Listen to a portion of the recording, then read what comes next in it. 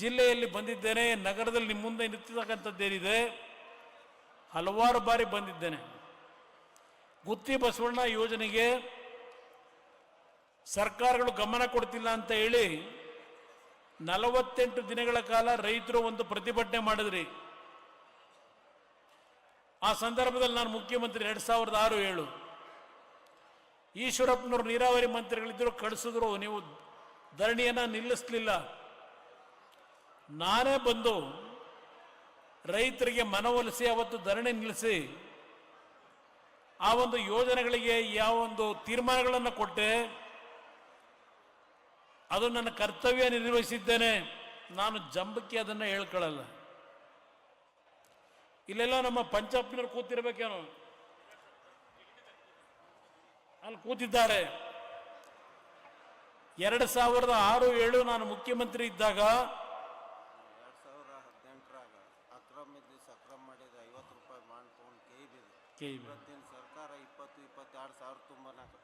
ಅವತ್ತು ಇಲ್ಲಿ ಬಂಡಪ್ಪನವರಿದ್ದಾರೆ. ನಾನು ಬೀದರ್ ಜಿಲ್ಲೆಯಲ್ಲಿ ಪ್ರವಾಸ ಮಾಡಬೇಕಾದ್ರೆ ನಮ್ಮ ರೈತರು ಬೆಳೆದಂತ ಕಬ್ಬು ಮಾರಾಟ ಮಾಡಕ್ಕಾಗಿರಲಿಲ್ಲ, ಕಾರ್ಖಾನೆ ಮಾಲೀಕರು ಕೊಂಡ್ಕೊಳ್ಳಿಕ್ಕೆ ತಯಾರಾಗಿಲ್ಲ.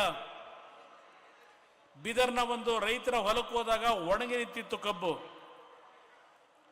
ಅಲ್ಲೇ ತೀರ್ಮಾನ ತೆಗೆದುಕೊಂಡೆ, ಈ ಬಾರಿ ರೈತರ ಸಾಲವನ್ನ ಮನ್ನಾ ಮಾಡ್ತೀನಿ ಅಂತ ಹೇಳಿ. ಆಗಿನ ಹಣಕಾಸು ಸಚಿವರು ಎಲ್ಲಿದೆ ದುಡ್ಡು, ರೈತರ ಸಾಲ ಮನ್ನಾ ಮಾಡ್ಲಿಕ್ಕೆ ಎಲ್ಲಿ ಸಾಧ್ಯ ಅಂತಕ್ಕಂಥ ಮಾತನ್ನು ನನಗೆ ಹೇಳಿದ್ರು.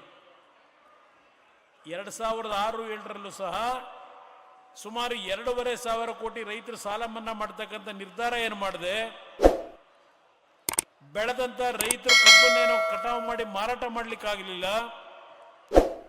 ಸುಮಾರು 248 ಕೋಟಿ ಹೆಕ್ಟರ್ಗೆ 25,000 ರೂಪಾಯಿಗಳ ಸಹಾಯಧನವನ್ನು ಕೊಡ್ತಕ್ಕಂಥ ನಿರ್ಧಾರ ನಾನು ಮಾಡಿದಂಥದ್ದೇನಿದೆ.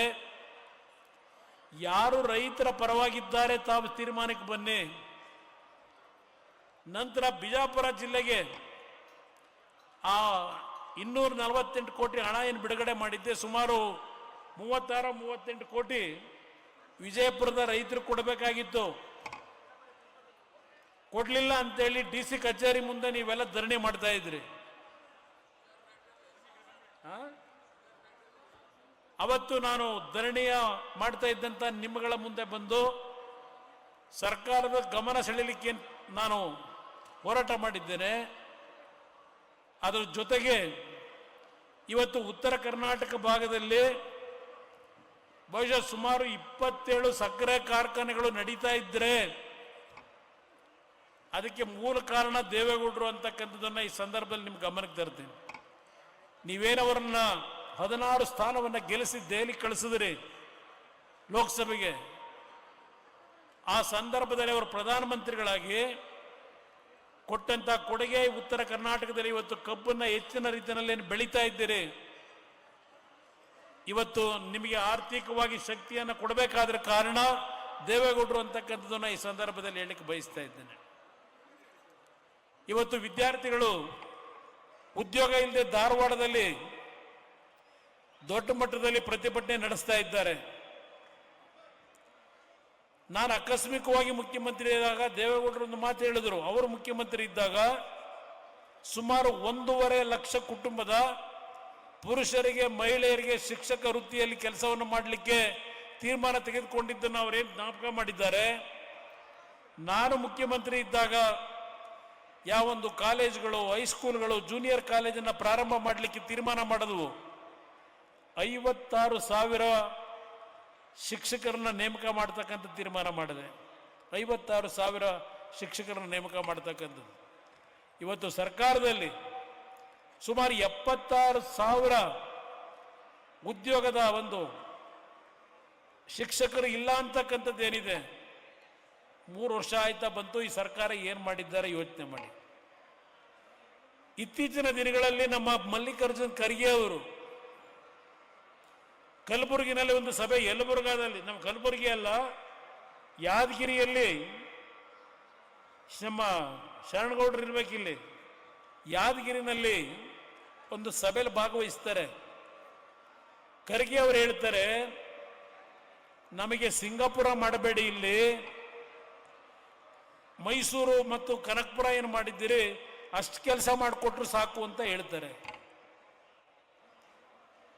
ಹಲವಾರು ರಾಜಕಾರಣಿಗಳು ಉತ್ತರ ಕರ್ನಾಟಕಕ್ಕೆ ಅನ್ಯಾಯ ಆಗಿದೆ, ನಮಗೆ ಬೇರೆ ರಾಜ್ಯ ಕೊಡಿ ಅಂತಕ್ಕಂಥ ಒಂದು ಕೂಗನ್ನು ಕೆಲವರು ಆಡ್ತಕ್ಕಂಥದ್ದೇನಿದೆ, ಆ ಕೂಗನ್ನು ಹಾಕ್ತಕ್ಕಂಥವರೇ ಉತ್ತರ ಕರ್ನಾಟಕದ ಶತ್ರುಗಳು ಅಂತಕ್ಕಂಥದ್ದನ್ನ ಮರಿಬೇಡಿ ನೀವು.